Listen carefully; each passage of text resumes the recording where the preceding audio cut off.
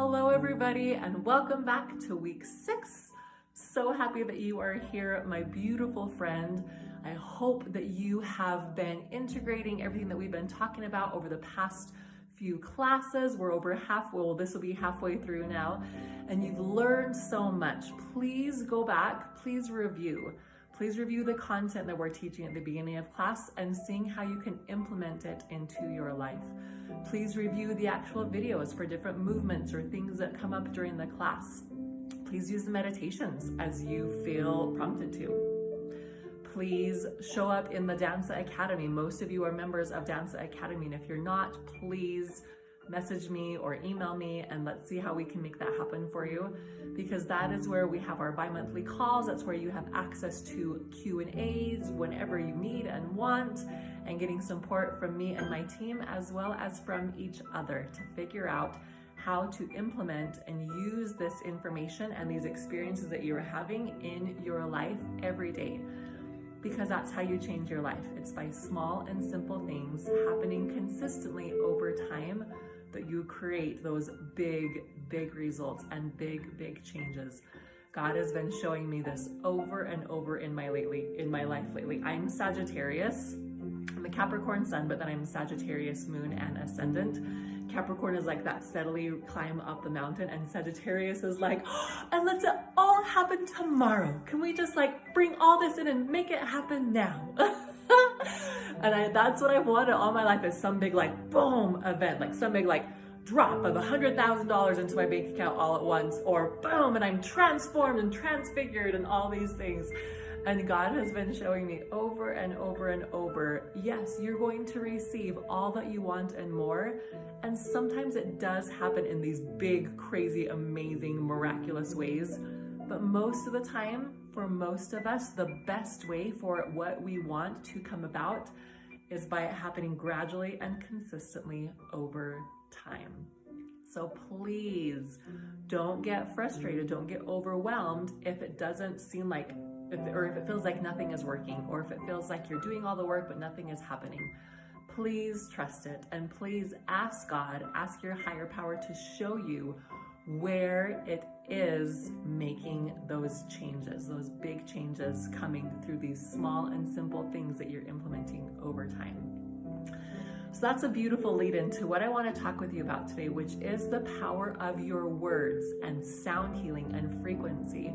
So most of the time when we think of sound healing, we think of going to a sound bath, right? We think of sound bowls. For those of you that have heard me speak or worked with me in other capacities, and maybe even here, I don't remember what I talk about every time, I've talked to you about how some of the most important sound healing that you can receive is actually coming from inside of you, from your body, doing that through singing and being intentional about the music that you are listening to. If you haven't heard me speak about that, please let me know either in message or email or in the Dansa Academy, because I have a free video that teaches you all about this. It's so powerful. And what I want to bring your attention to is that you are experiencing sound healing all day, every day. All sound healing is changing the frequency that your body is vibrating at, whether mentally, physically, emotionally, or spiritually, changing that frequency and aligning it with a higher frequency, being in harmony, you might say. If you've ever participated in a choir, you know if someone is not singing the right notes, you're like, oh, that doesn't sound so good. Or if you've been to an orchestra or a band concert or played in one, if there's an instrument that it's not attuned to the other instruments the way it's meant to be, everything is off. And that's what happens in our bodies. Remember, we talked about this briefly a couple of weeks ago, listening to your body and knowing where it's out of alignment and doing the energetic and physical and emotional work to shift that so that everything in your body and in your energy is in alignment. So with sound healing and vibration and frequency, what we're doing is we're calibrating to, we're harmonizing with or tuning to whatever the dominant emotion is in our lives. So if you are most often frustrated or overwhelmed or upset or annoyed, which for me in the past, that was a fairly common theme. I don't know that I'd say it was my dominant, but it was a dominant energy that I would sink into. That's the frequency that my body felt comfortable vibrating at. And it's a much lower frequency than peace, joy, love, connection, gratitude, right? And so the words that we're using and even the thoughts that we're thinking contribute to that emotion, to that frequency. So if you are constantly, or maybe not constantly, but even often or consistently complaining, talking about how horrible the weather it is, talking about the economy and how crappy it is, talking about politics and how negative, talking about how the price of food has gone up and gas has gone up, and you're constantly focusing on negative, you're seeing the negative more often than you see the positive, and that's what you're talking about. What you focus on, you create more of, and what you think about, you bring about. So you're bringing more of that into your life. You're actually bringing evidence of all that into your life. And this is why it's so interesting, why it seems like when food prices, well, I don't say when the economy started to go down, but let's talk about food prices. When food prices started to go up, that's all anyone talked about, right? All the time. And what happened? They went up and they went up and they went more up. Because what you focus on is what you create. So people were focusing on the high food prices, so we created higher food prices. And it seems like, is that really how it works? Like, there's all sorts of other factors that contribute to it. Yes, there are all these other factors that contribute to the rising cost of food. But a big part of those contributing factors is everybody focusing on dwelling on how expensive food is. Same with, like, people love to talk about how dishonest and crappy politicians are.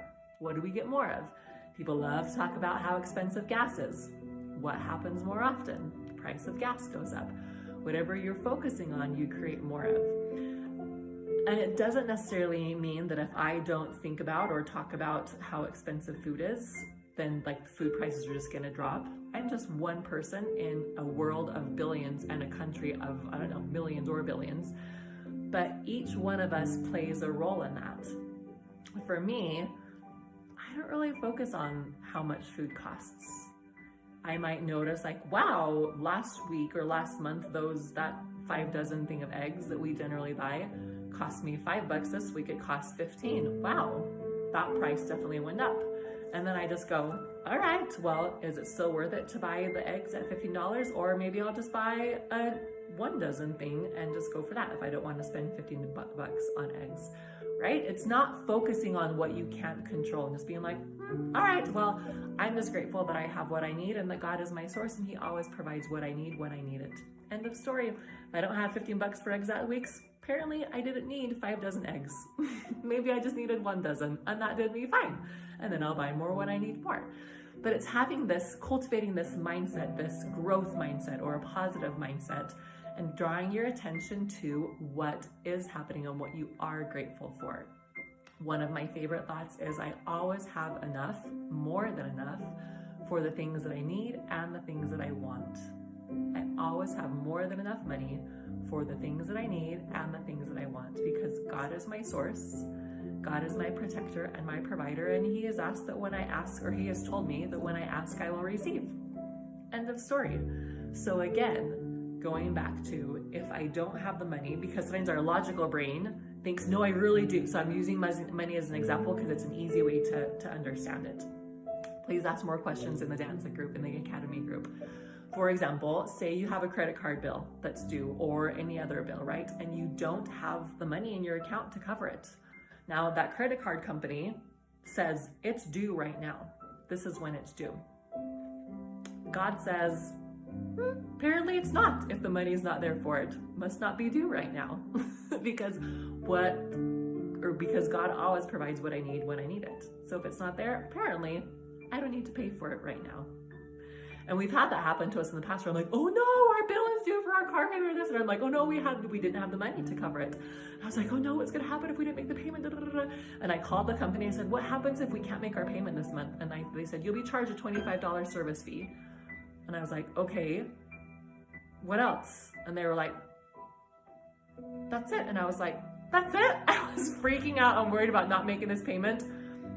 All I get is a $25 and maybe my credit score drops by a few points. Okay. That's no big deal because I'm a level 10 person and my problems are like level 1 or level 2. Like they're always figure outable. And the more that I get out of my head, out of this run around of like, oh no, this, that, and this and that we think is the reality, and the more that I have tuned into my heart, then even little things. Just this morning, I was at our post office or a local UPS shipping thing, and I was trying to ship or return this item to Amazon, and we could not get the thing to work. And we were sitting there, and it took us like literally 10 minutes. We were like pushing this button, and it wasn't going through when it was supposed to go through, and I could tell that the attendant was getting frustrated, and I could feel my energy start to be like, oh, what is going on? Why isn't this working? And I just went, hold up. Everything's figure outable. I always have what I need when I need it. So let's just pause for a second. And all of a sudden I was like, oh, actually I purchased 3 of these items. I'm keeping one of them. So this one that's not going through, I can just do that for the item that I'm keeping and then just keep this other one that's not going through without going into all the details of how it all worked. And it worked out beautifully. I was like, oh yeah, perfect. Ding. 20 seconds later, it was finished. But that came as I let go of my brain trying to run around and do all these crazy things and just felt into the truth that everything always works out for me. Everything's figure outable, and God always provides what I need when I need it. And there it did. So going back to these like small and simple changes, I want you to think about and just start noticing, where are you getting in your head and getting overwhelmed and letting the frustrations and the overwhelm and the hustle and what we think needs to happen take over, instead of being in peace and sitting in trust and in flow, knowing that everything always works out, everything is figure outable, and God is your provider. God is your source.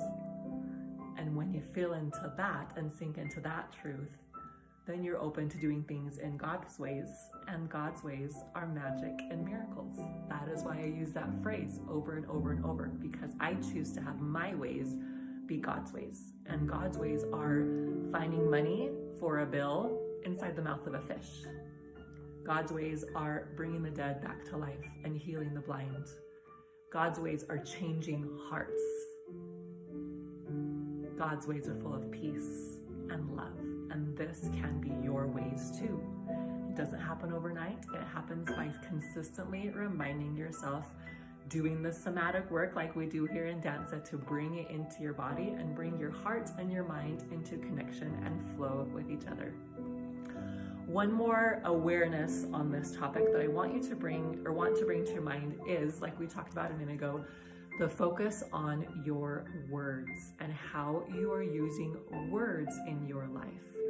Dr. Emoto is I believe, Japanese scientist who did an experiment years ago about water and the impact that water has on life. Excuse me, the impact that words had on water. So I want you to pause this video and I want you to go and watch the link that's linked in this week's course of this 5-minute Dr. Emoto video. So go ahead and pause and then come back. Okay, you're back. You watched the video. You saw how the water was changed by not only the words, but the music that it was associated with, that it was labeled with. So my question for you is, what are you labeling yourself or others with? When you look in the mirror, are you saying, hello, gorgeous, you are amazing, you are a goddess, you are phenomenal, you are so loved, you are so supported, you are so provided for? Or you look in the mirror and going, oh, you have bags under your eyes and you've got something in your teeth and your hair is a mess and you're fat and you're flabby or you're overweight or whatever. And you're focusing on all these things that you don't have, because that is what you're creating. Your body is, depending on where you're at, 70 to 75% water. So if water is changed by words, then what is the water in your body changing into? What is the frequency it is vibrating at? That's a lot to think about, isn't it? So use your words intentionally, because your words matter. And we'll talk more about this and feel into this more throughout our exercise today, our practice today. start becoming more aware. Start paying attention to the way that you are using your words, because your words reflect your thoughts reflect your feelings are your vibration creates everything. Einstein told us everything is energy, and that's all there is to it. Match the frequency of what you want to create, and you cannot help but get that reality. This is not philosophy, this is physics. And remember that music is one of the easiest and fastest ways to raise your vibration. So if you're noticing that you're using a lot of negative words, that you're complaining that you're in a low vibration, use music as a tool to help you intentionally choose the vibration you want to be in and move into that energy. So this relates back to our class last week, right? Talking about manifesting and bringing that vibrational match for what we want to bring in. I hope that this gave you an added peace, an added awareness of how this works and how this works together in literally creating the life that you desire to have intentionally by the words that you use, the thoughts that you think, and the energy that you live your life in. Please follow up with more questions. Please message, please email, please post in the Dance Academy. Please come to our live monthly calls. You have so many resources available to help you understand this and help you learn how to implement this in your life. On that note, let's go ahead and get ready to move into bringing this all in from root up to crown. The oil that I invite you to use for our class today is lemon. Lemon is all about bringing clarity and focus. Oh, it's one of my favorites. So you can put that on, sprinkle some in your hair, around the room, on your clothes, and just really use that beautiful smell to bring in that clarity, that focus, that connection for you for our session today.